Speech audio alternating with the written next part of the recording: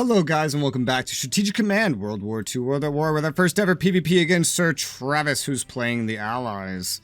In the last episode we finally moved into 1942. We just had a nice summit 2 episodes ago. If you haven't checked that out, I suggest checking it out. We're reeling and recovering from the effects of the Soviet winter. We're just gonna have to dig in the snow as he continues his assault on us, which has not gone too well for him, but I'm sure he just considers being able to go on the offensive a good thing. With Italy, we're pushing up to the Nile. We've killed some units that he's sent forward. Well, a unit that he sent forward to the front there. We've had some back and forth in the Battle of the Atlantic, which has been pretty vicious, pretty brutal. His player morale has been skyrocketing recently due to getting all the new money, MPPs, and options he's been getting. And we're about to have to declare war on America, which is definitely going to skyrocket his morale. Because if I don't do it now, then I think at this rate, they're going to enter next turn. So it's about time. I'm not really in place. I'm not really ready yet, but I kind of just have to do it this way. I'll let the Philippines enter naturally. I won't just jump on in, mostly because I'm not ready to jump on in. I thought I had at least one more turn available to me. I do have some naval transports that are ready to go and attack things in the Pacific, but aside from that, it's time. It is time. So we have Japan selected. We're going to select the good old US of A. And we're going to attack those American sons of bitches. Why? Because the game kind of forces me to do this eventually. So I would love a different strategy, but there you go. UK declares war on Japan. Declaration of war against America boosts Japanese national morale. Brunei prepares for war. Yeah, there's everything else preparing. Burma. Philippines, so Philippines isn't in it yet, but they will be next turn. That leaves, it gives me time to prepare. It gives me time to prepare. So that's something. DEI already belongs to us. It's not very well defended or set up. I never really got time to set up its defenses, sadly. But I think he won't really be able to go on, unless he pays to go on the offensive with the Australians, in which case they have to not be somewhere else first, and then he has to pay money away from other fronts. So, you know, we'll just hope for the best in that regard. Let's go ahead and move the first carrier in. It's going to have to go right about here if we want to strike as far away as possible. Or no, even further, in fact, it'll have to go. All right, so right about there, then. We have another one that we're going to move up. This placement is a little rough, but let's move up to right about there. There you go. So we can see a lot of his units just right there, right off the bat. We're going to have to leave one of these fleet carriers in just air defense and, you know, not go into bombing mode. I guess I'll put this one into bomber as well. And then send it, like, over here or something. We could get some units placed in front. We'll just get some further recon. All right, so we see all the battleships and everything that we're going to need to see. And he probably does have that one fighter there that's going to fly coverage at the very beginning. We're going to need to send up the escort carrier as well. And how does that work in terms of range? So escort, strike range, intercept is all the same, roughly. So I guess I could put this one right about here, just to kind of cover a strike right here. And then we can start with the Soryu carrier to proc his air defense is what we can do. We have range on everything from here. So let's try to proc his interceptors. And we should have escorts flying out of our escort carrier, dealing 3 damage to his fighters, taking 1 damage to ours, dealing I don't know how much more because the game glitched out. I can't see any of the damage that's happening, sadly. And, well, all I know is we actually did hurt that, so that's what I know. No more escorts, so yeah, let's move this up right now and let's do another bombing. Hopefully it's not too bad. Took 2 more damage to our fighters. He took 2 more damage to his fighters. And we wiped out that battleship completely. That's what we're here for, the battleships. And looks like we took 1 more damage. The game keeps freezing. Sadly, it's just like the more they update this game over time, the worse it gets. Like, I'm on a brand new computer. It still has the same bugs as all my old computers. Or as my old computer that I started this playthrough on. So I guess this just isn't getting much better. We have 1 more escort. Not that that should matter, because I don't think he can fly any more intercepts. So let's take the Zuikaku Go ahead and bombard that battleship. We dealt 4 damage, took 1.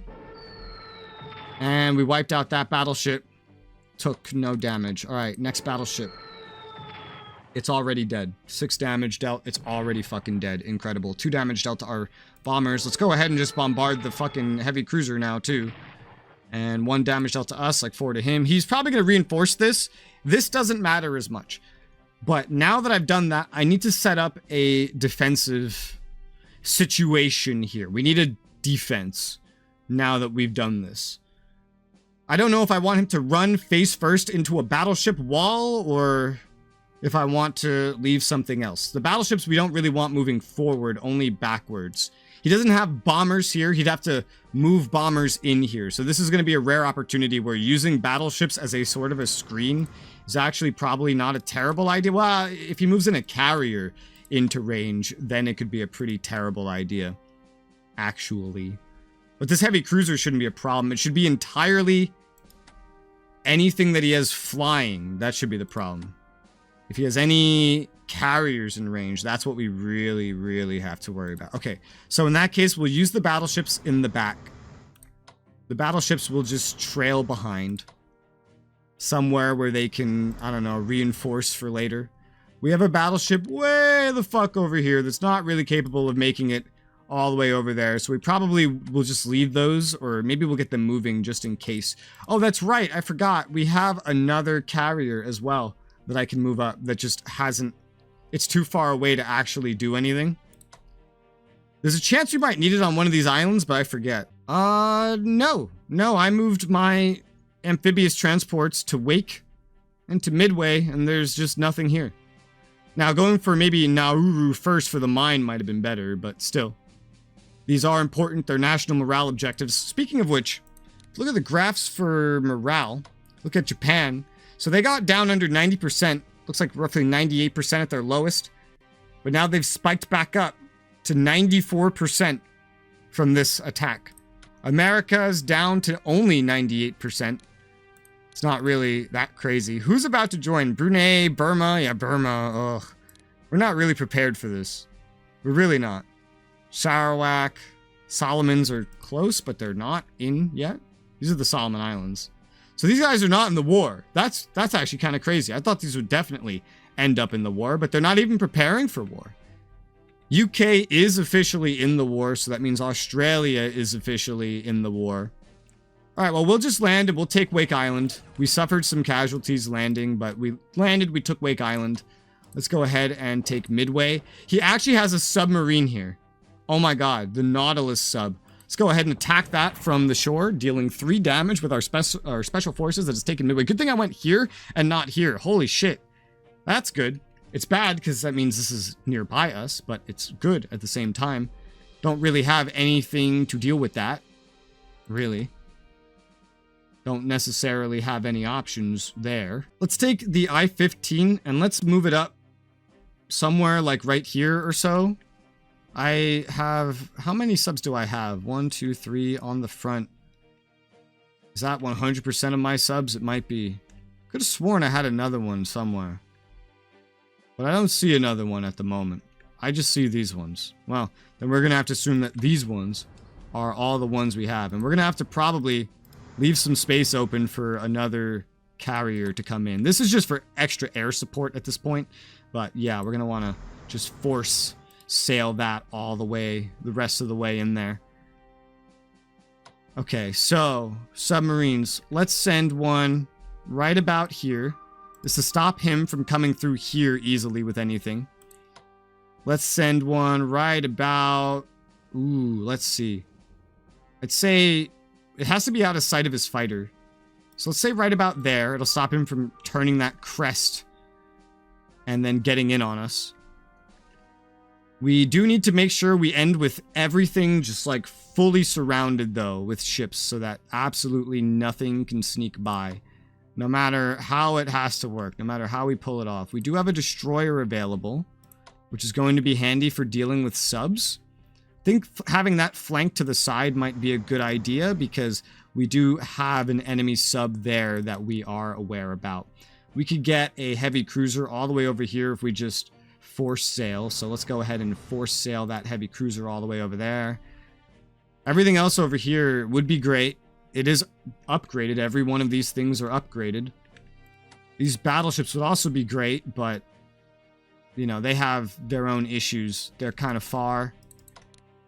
But it would function. It would function. We could move one, like, right over here for right now. We could move another one all the way down over here for right now. You might have something on Guam. I remember there's something being on Guam, usually. Get these. This light cruiser here, and just get it kind of maybe moving in that direction all by itself. There's another destroyer over here as well. I'll just get it moving in that direction by itself. We want to get the fleet together because he might chase after us. He might give chase. We do have a destroyer, another one available. And we're going to need to put it somewhere. Somewhere that makes logical sense. Maybe flanking on the other side would work decently enough. Flanking on the other side. We got 2 light cruisers, 2 heavy cruisers available. A heavy cruiser on the front somewhere makes a lot of sense to me. So put the other heavy cruiser on the front there. And then we have 2 light cruisers in range. I think we moved all other ships. I don't know if this is really enough. Let's go ahead. We'll take 1 light cruiser, put it right here. Take another light cruiser, put it right there. Take this submarine, put it right here. And then this is the only real opening in our formation that can allow him to target a carrier. It's also the direction where he is least likely to approach from. So hopefully that makes us as safe as can possibly be.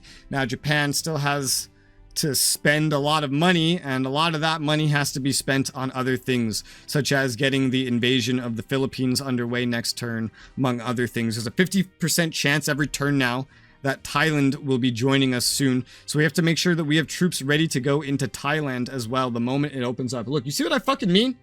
With how buggy this game is? I cannot tell you how often that happens. Like every time there's an autosave nearly. I just try to cut it out most of the time. So we know we definitely need to invest into like the bare minimum of that. And it needs to be something close by at this point, just due to how this has turned out. So long range amphibious right there, long range amphibious right there. That's like 140 MPPs spent right off the bat, setting up the invasion of the Philippines with just those 2 units again, which I mean, that may not even be enough. We might need another unit. And I might want to get this one set out to sea. What's our research like on Japan? Some stuff finished production technology. That might need to wait a turn. Getting an HQ on a transport would be great, but it's not too necessary. If I swap, I wonder if I could set this to sea as well. Let's find out. So let's see. So Hong Kong is not in the war, technically. But I could bring it into the war. I don't know if there's repercussions to that. Yeah, I could put you out to sea. All right, cool. Let's put you there. Move you down there. So that HQ gets ready to move elsewhere. So we have put 3 new special forces out to sea with Manila and the Philippines in mind. It's kind of delayed. It's kind of staggered, but that should definitely be an amount that would work. At least having the DEI makes that part a little bit easier. We still have the whole war with China to look at separate. Like, we're not even going to be doing, I guess, research this turn. But we still have the whole war over here to worry about. And not to mention, we don't have certain things set up. Hong Kong is worth 5 MPPs, which isn't nothing. So we'll take Japan and we'll select Hong Kong and we'll declare war on that. Declare war on Hong Kong. There you go. I don't think that really affects too much. It can always affect stuff. Argentina's 73%, so I know that he paid the money to convert them. There's an event specific to Argentina that we've gone over before. Encourage Argentina to join the Allies 1st January 1942. 120 MPPs, 30 a turn for 4 turns towards the Allies. I think it's done by the UK, so he had to spend UK money to do this. So we won't be able to do it, but we'll see how that actually works out for him.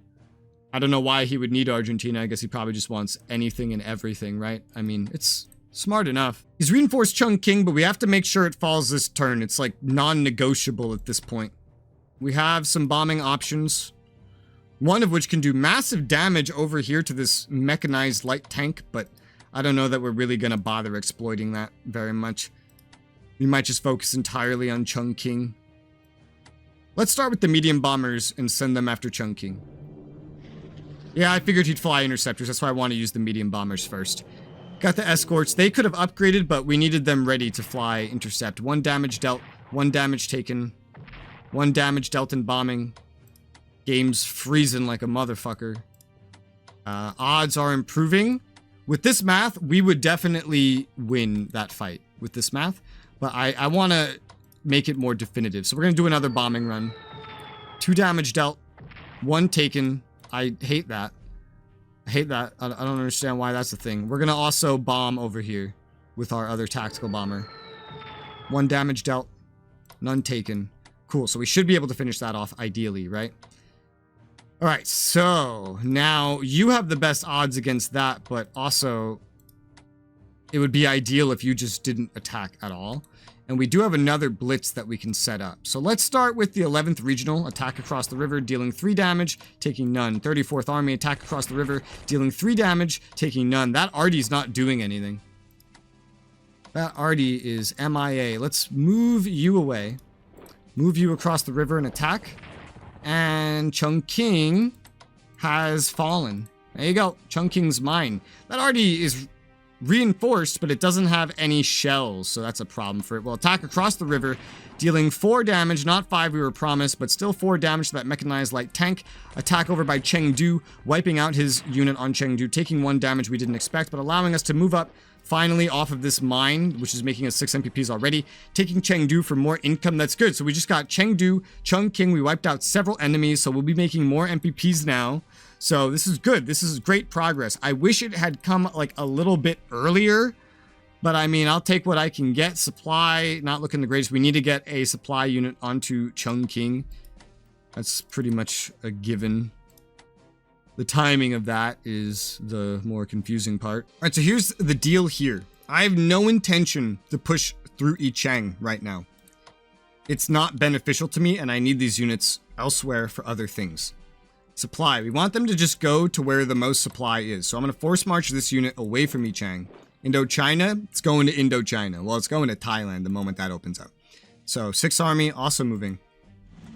6th Army, so Indochina Expedition Army. I'll rename the 6th Army to the, oh, I don't know, Burma, Thai, like, Thai Expedition.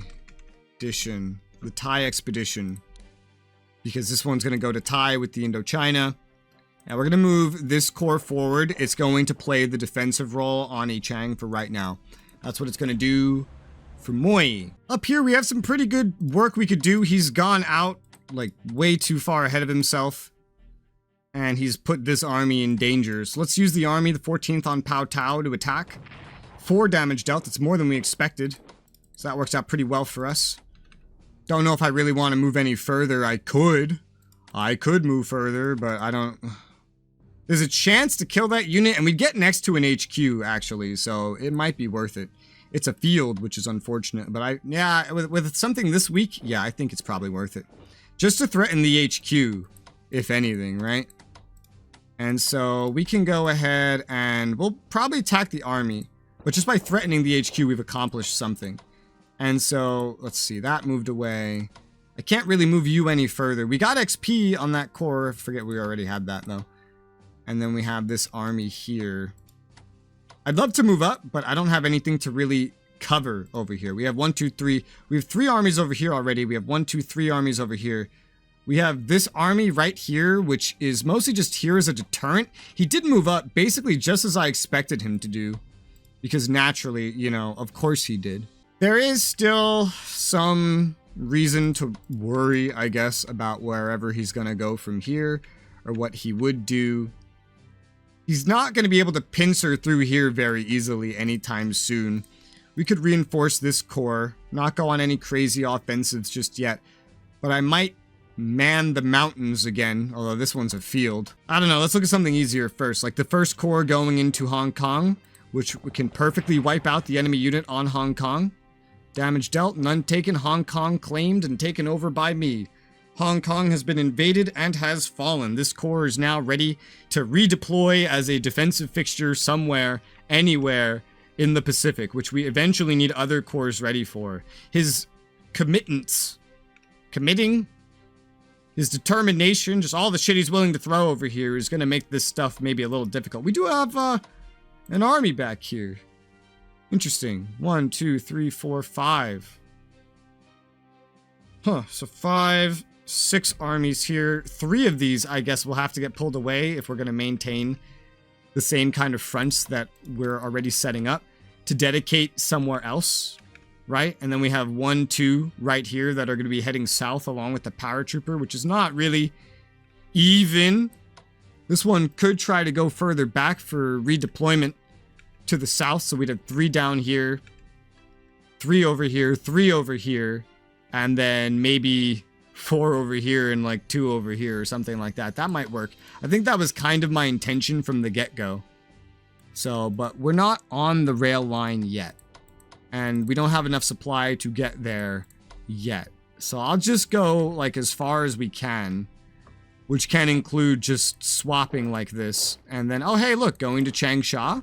So now we are on the rail lines. We have 3 armies on the rail lines to head down here, where we will need that amount, plus the paratroopers ready at a moment's notice. They can reinforce if we get an extra turn, but until that comes, we won't actually know how that will go. The center point's still harder to break through, but we'll try attacking this weakened core on the road with our very strong army, dealing 2 damage, taking 1 damage, which is not too great. Not the greatest, but we gotta make progress where we can. Let's go ahead and attack with another army, dealing 2 damage, 1 more than we expected, taking none, which is decent. Supply going further down that way is not too great. Again, we don't really have the greatest ability to spread supply from where we are, and until this core is gone, or this army, which, you know, it's not going anywhere anytime soon, unless we can get around it or something. We'll just move this HQ down here right now, which will improve supply further on the front. Now that it's on the road, it could spread supply a little bit better going in that general direction. Oh, let's see. I don't think he's going to be breaking through here with the way the army's set up. So that's not really a concern to me at the moment. There's not a lot of movement I could do to make this RD get anywhere useful. It doesn't have any upgrades, but it could sure use some, quite frankly, to get around, like mobility, but that would be kind of excessive for an RD piece. It does need RD weapons upgrades, though, and so does the other one. Let's go ahead and we'll have enough supply to make it semi-worth it. We'll move forward further into the hills.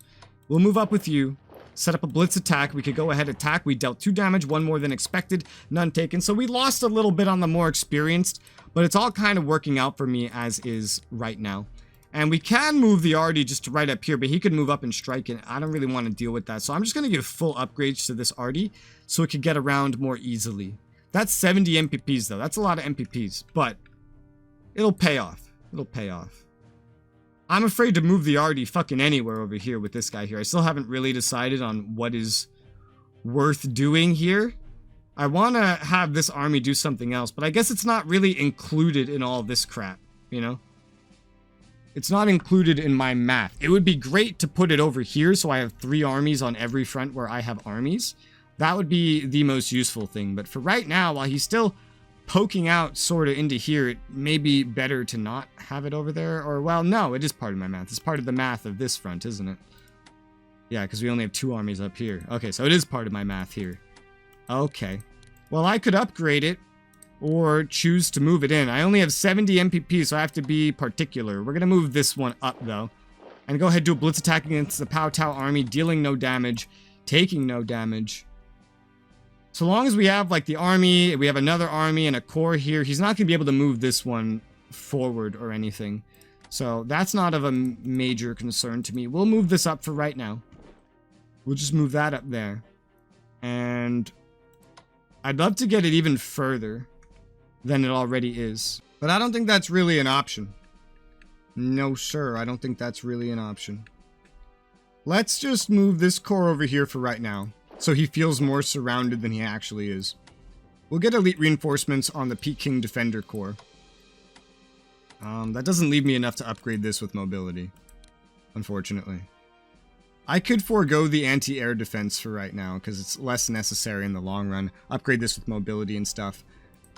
It might be wasteful to use that in that way, but we can then get this garrison back to where it's supposed to be, kind of getting ready to hopefully collapse this front. We're pushing pretty heavily.